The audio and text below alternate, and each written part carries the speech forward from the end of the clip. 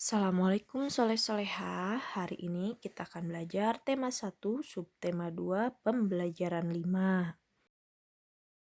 Dalam pembelajaran ini kita akan belajar IPS, kegiatan ekonomi di negara Asia Tenggara dan juga SBDP tentang merancang pembuatan patung.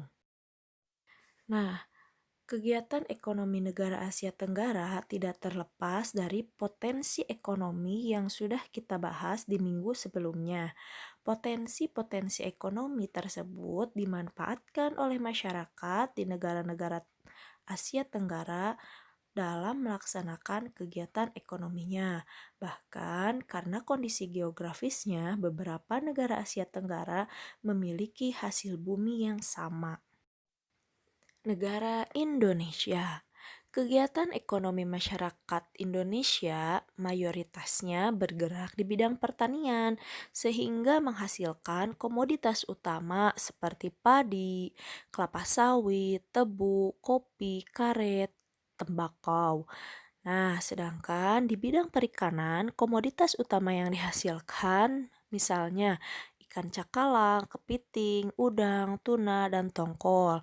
Sedangkan beberapa wilayah di negara Indonesia juga memiliki potensi bahan tambang melimpah, misalnya minyak dan gas bumi, tembaga, emas, dan juga perak. Brunei Darussalam.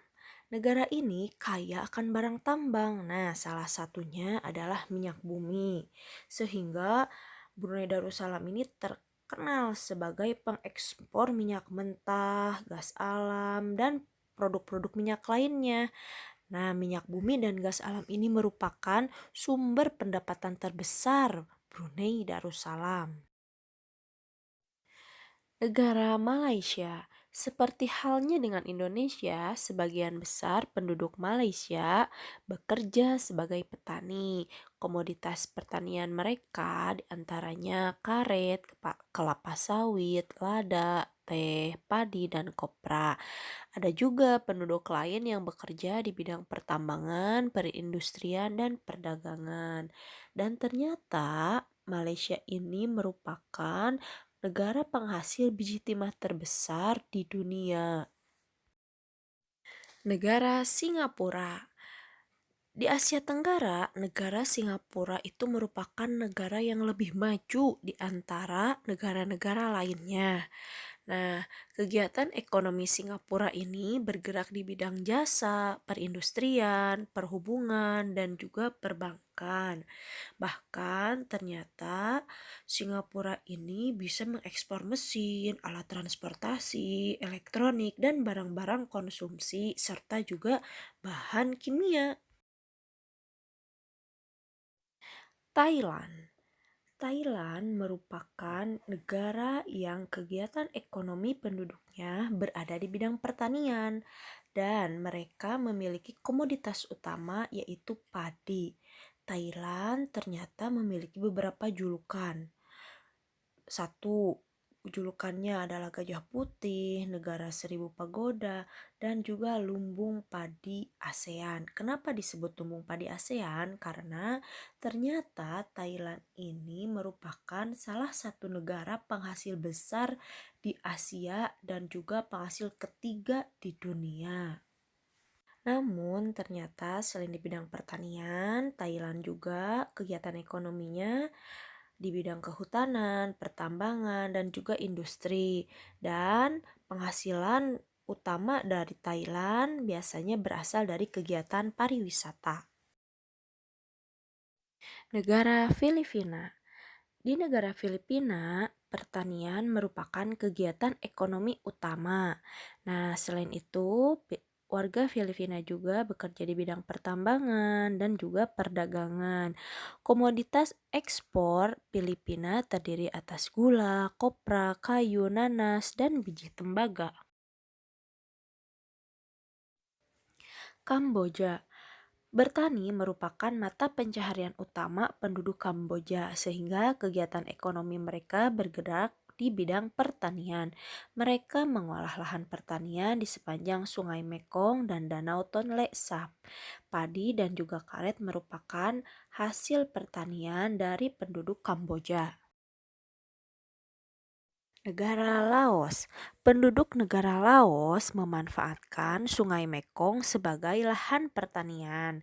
Selain bertani, mereka juga berternak. Hasil dari pertanian penduduk negara Laos yaitu beras, jagung, tembakau, jeruk, dan juga kopi. Negara Myanmar.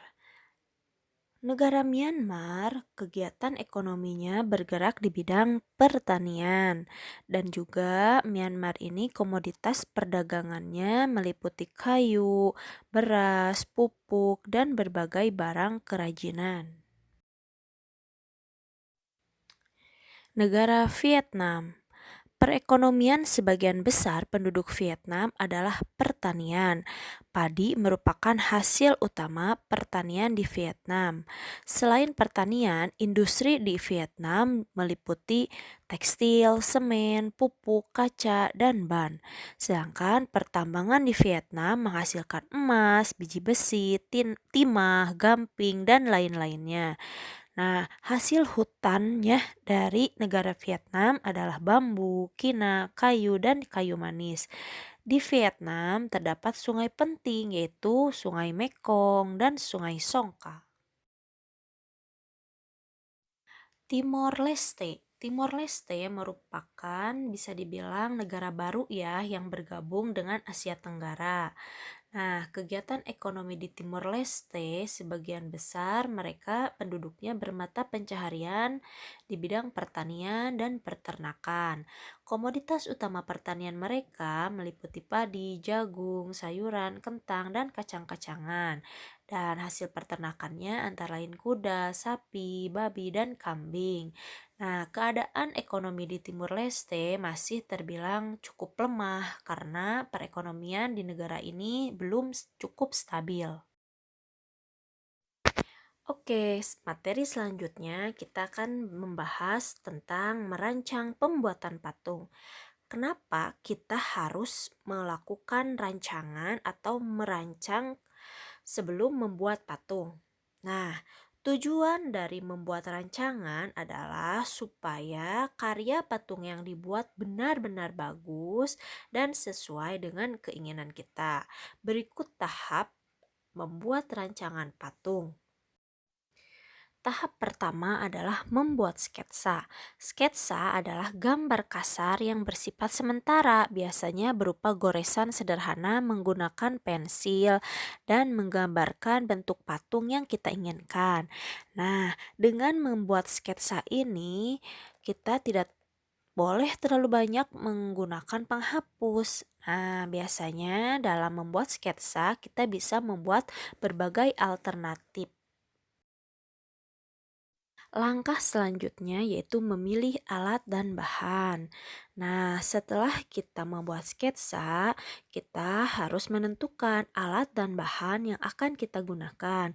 Nah, ada bahan lunak dan juga bahan keras.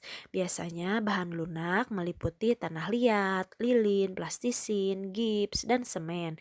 Sedangkan bahan keras berupa kayu, batu.